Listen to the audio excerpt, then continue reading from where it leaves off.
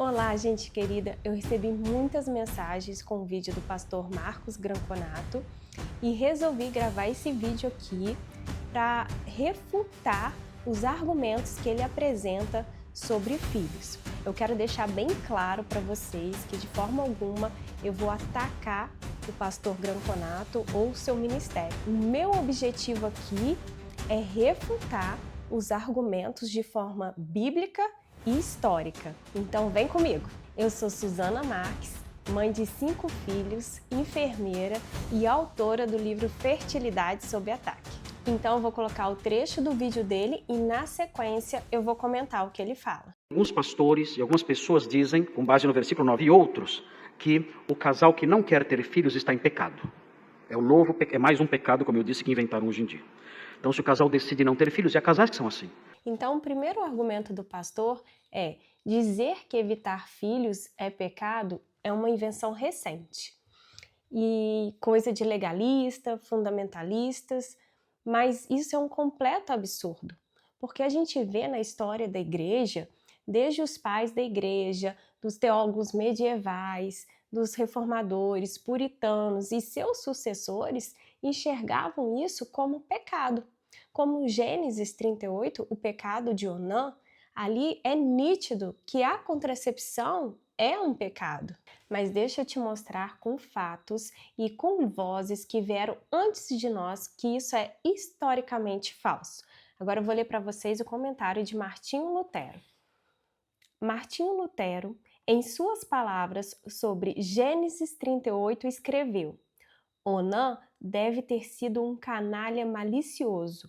Esse é um pecado vergonhoso, muito mais atroz do que o incesto e o adultério. Chamamos isso de impureza. Sim, um pecado sodomita. E não vamos ficar só no Martinho Lutero. Agora também João Calvino, o grande reformador de Genebra. Ele escreveu sobre o mesmo texto de Gênesis 38. É coisa monstruosa derramar sêmen fora da relação sexual entre homem e mulher. Evitar deliberadamente a fecundação é duplamente horrível, pois isso extingue a esperança da família e mata o filho antes mesmo de nascer. E ainda, Onã tentou, tanto quanto lhe era possível, destruir uma parte da raça humana. Isso é um crime. Agora vamos ver Franciscus Júnior, que foi um dos editores da Confissão Belga. Ele disse sobre o ato de Onã: a mais feia impudência, que nem sequer é facilmente nomeada entre os pagãos. Júnior então cita 2 passagens do pai da igreja primitiva, Epifânio de Salamina. Mas, embora copulem, proíbem a procriação, sua busca ávida pela sedução é para diversão, não para a procriação, já que o diabo zomba de pessoas como essas e zomba da criatura criada por Deus. Mas você pode falar que isso é uma opinião apenas desses 3 teólogos, mas antes do século XX, essa opinião era unânime entre os teólogos. Eu poderia citar vários teólogos aqui, como William Gage, William Perkins, as anotações da Confissão de Fé de Westminster, mas eu vou citar aqui as anotações do Sínodo de Dort, que o pastor Granconato defende com unhas e dentes, que é um dos principais sínodos do calvinismo. Essas anotações foram publicadas em 1637. Foi a primeira a ser feita diretamente dos textos originais em hebraico, aramaico e grego para o holandês. A citação a seguir aparece nas anotações sobre Gênesis 38:9 e diz: o hebraico expressa tanto a ação quanto o motivo. Ele corrompia, arruinava, fazia estrago.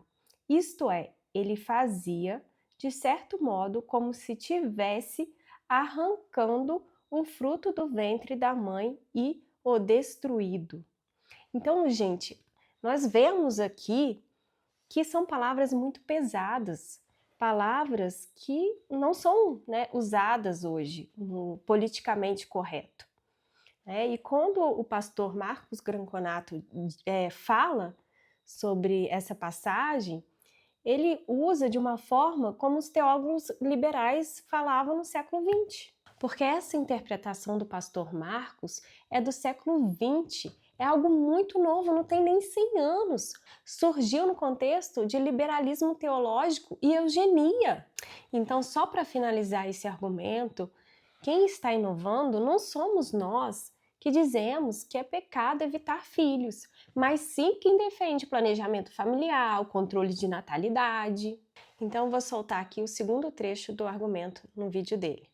Nós achamos que o mundo é muito perigoso, nós não teremos condições de manter isso e preferimos não ter filhos. É uma decisão do casal. E esses casais têm sido massacrados nas redes sociais e nas igrejas por aí afora.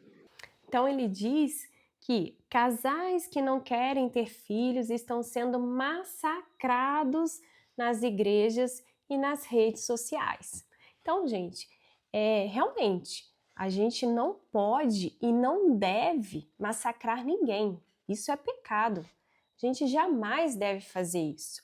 Mas a gente deve, né, é um dever nosso cristão de confrontar o pecado, né, de ensinar as pessoas, de levar a verdade, o que a Bíblia diz, o que Deus quer e deseja e exige de nós. Então, nós devemos confrontar o pecado e jamais massacrar, irmãos. Então, a Bíblia não trata com neutralidade o desejo de evitar filhos. Pelo contrário, ela trata com severidade. Nós vimos isso no texto de Onã. Ele foi morto por evitar filhos. Então, se você quer ter o desejo, você tem o desejo de evitar filhos e não quer ser confrontado, tem um caminho bíblico para isso. É só você não se casar. Gente, os filhos são o fim normal do casamento. Claro que vão ter casais com problema de infertilidade, não vão ter filhos, mas a linguagem que eu estou aqui usando com vocês é que foram usadas há séculos por teólogos. Agora eu vou ler para vocês as atas da Igreja Presbiteriana reformada em 1888, que diz assim: acreditamos que a impureza em todas as suas formas poluentes e degradantes está a aumentar.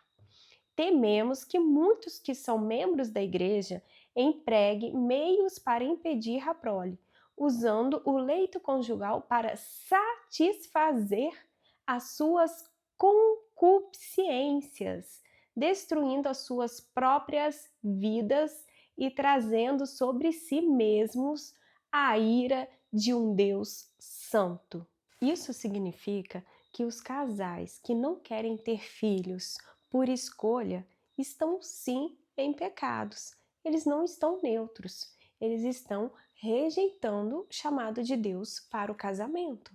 E Deus os abençoou e lhes disse: sede fecundos, multiplicai-vos, enchei a terra e sujeitai-a, e dominai sobre os peixes do mar, sobre as aves dos céus e sobre todo animal que rasteja pela terra. Então dizia o seguinte: olha, pastor, tem aqui uma afirmação no imperativo, é uma ordem presente aqui. Então não obedecer essa ordem é pecado, ou seja, essa é uma ordem moral. Não obedecer isso é pecado, e se é pecado, é uma ordem moral. Os casais têm que se multiplicar. Queridos, nem sempre o imperativo significa uma ordem. Isso é gramática básica. Então aqui o pastor Granconato diz que Gênesis 1:28 é um imperativo e nem todo imperativo é uma ordem. Mas vamos direto ao ponto. Esse é um argumento que parece ser técnico, mas na verdade é só um sofisma linguístico. Esse texto não se trata de uma expressão poética, de uma bênção passiva, mas é um mandato criacional. Frutificar e multiplicar-vos não é um conselho, não é uma sugestão, é uma ordem dada pelo Criador aos seres humanos. E sabe o que é mais claro ainda? Que essa interpretação do pastor Granconato é uma interpretação inovadora, porque todos os teólogos do passado interpretaram como uma ordem. Então, eu vou repetir para vocês. Todos os teólogos interpretaram como uma ordem. Não há registro entre os pais da igreja, os reformadores ou os puritanos que esse texto fosse opcional. Veja o que João Crisóstomo, no século IV, dizia sobre esse texto. Deus estabeleceu a multiplicação como parte essencial da bênção da união. Impedir isso é rejeitar um mandamento divino. Agora, olha só Agostinho, escrevendo contra os maniqueus que desprezavam o casamento e os filhos, afirmou: o fim do casamento é a procriação. Deus ordenou: frutificai e multiplicai. Os que se casam e não querem filhos resistem à ordem da criação. Agora, João Calvino colocou ainda maior ênfase nesse texto bíblico.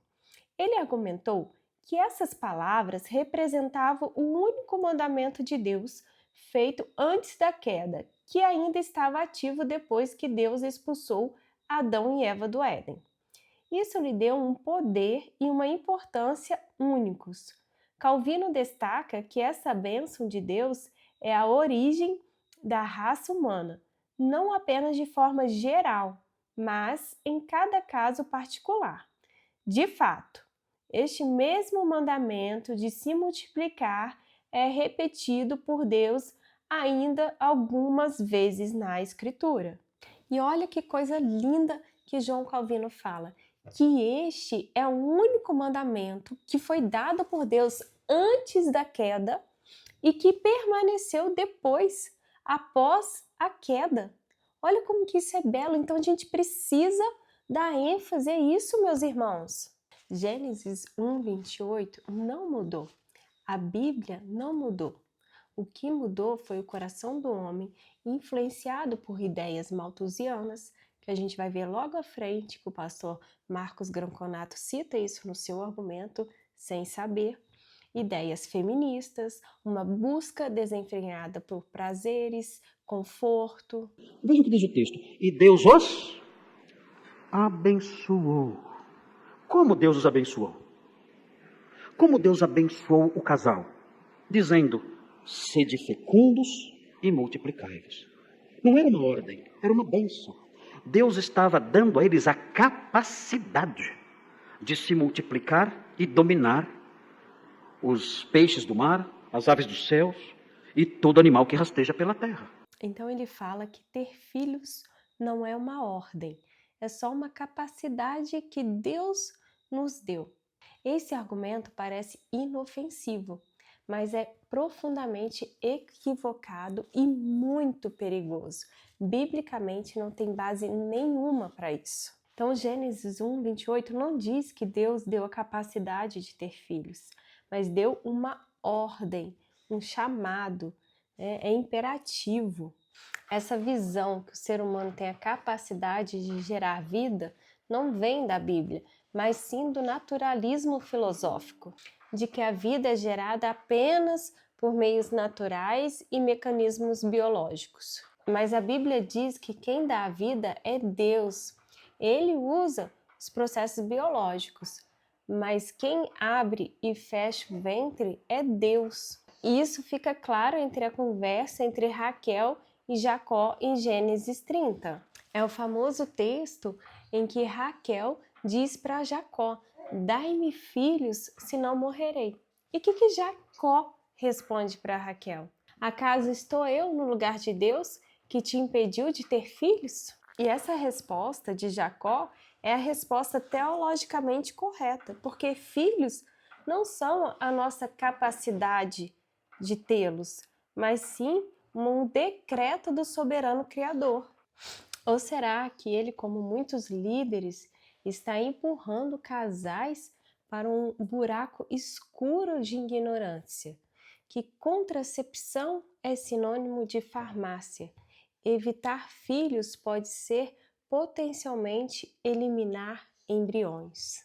Agora a gente vai ver um dos piores argumentos, que é o argumento do malthusianismo. que a ordem de multiplicar era para quando a terra estava vazia, agora já está cheia. Mesmo que isso seja uma ordem, essa ordem foi dada a um destinatário específico, Adão e Eva, quando a terra estava vazia. Gente, quando Deus repete essa ordem? Quando Deus dá essa ordem pela segunda vez? Para Noé. Por quê? Alguém tenta descobrir por quê. Por que Deus deu de novo essa ordem para Noé? Porque a terra estava vazia. Se é que era uma ordem. Se aceitarmos que é uma ordem, sabemos que essa ordem tinha um destinatário específico. Olha, vocês estão vivendo uma situação em que a terra está vazia.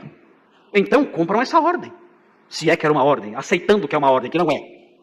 Mas se fosse, seria por causa disso. A terra está vazia. A terra está vazia hoje? Meu Deus. Lá no 25 de março. Esse é o argumento da superpopulação, que é a Terra ter mais pessoas do que pode suportar. Mas é um argumento falacioso. O que temos de verdade é o colapso populacional. E a gente vê que hoje nós temos o contrário. São países lutando contra o colapso populacional, como o Japão, a França, a China e até mesmo o Brasil, que teve a sua menor taxa de fecundidade em 47 anos. Enquanto os cristãos modernos estão evitando filhos, os muçulmanos estão se multiplicando e dominando o planeta. Mas agora eu vou falar do argumento mais tosco do pastor Marcos, que chega até a ser ridículo eu ter que falar aqui. Ele diz o seguinte: se multiplicar é uma ordem, então o cachorro castrado está em pecado. E Deus abençoou dizendo, sede fecundos. Opa! Deus deu uma ordem moral para as baleias. Deus deu uma ordem moral para as cobras. Deus deu uma ordem moral para os periquitos. O que é isso? Então, o seu pet na sua casa, que não cruzou e que não tem filhotes, está em pecado. O seu cachorro está em pecado, porque não está obedecendo essa ordem. Queridos, há algum sentido numa ordem moral dada a lagartos? Há algum sentido numa ordem moral dada a papagaios? O seu passarinho está em pecado? O seu gato está em pecado, que foi castrado? Vai para o inferno no juízo final. É uma bobagem gigantesca isso, queridos. Não tem sentido isso. Esse argumento é tão absurdo que é difícil a gente acreditar que alguém usaria esse tipo de argumento com seriedade. Mas ele usou, então vamos responder. Sim, Deus também disse aos animais, frutificai e multiplicai-vos. Mas há uma diferença fundamental entre a ordem dada aos animais e a ordem dada aos seres humanos. Os animais cumprem esse mandamento por instinto. Eles não refletem, eles não têm raciocínio moral. Eles obedecem à ordem do Criador. E sabe o que é o mais irônico? Que eles continuam obedecendo até hoje. Os animais sem alma, sem raciocínio, sem moral, eles obedecem. E nós, feitos à imagem de Deus, continuamos desobedecendo. Não, meu irmão, o cachorro não está em pecado. Sabe por quê? Porque o cachorro não foi feito à imagem e semelhança de Deus. Ele não vai prestar contas a Deus. Ele não recebeu o dom do casamento. Ele não foi chamado para gerar filhos para a glória de Deus.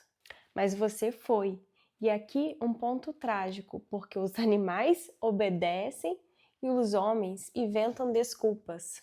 E entre essas desculpas surge um argumento ridículo, que é comparar um ser humano que é a imagem de Deus vivo a um cachorro castrado. E para encerrar, eu gostaria de deixar uma citação para você e para o pastor Marcos Granconato, de Martinho Lutero, que eu acho que resume bem o que foi abordado até aqui. Eu vou ler para vocês. Martinho Lutero afirmou que o propósito do casamento não é o prazer e a facilidade, mas a procriação e a educação dos filhos e o sustento de uma família. Pessoas que não gostam de crianças são porcos, burros e idiotas. não dignos de serem chamados de homens e mulheres, porque desprezam a bênção de Deus, o Criador e o Autor do casamento.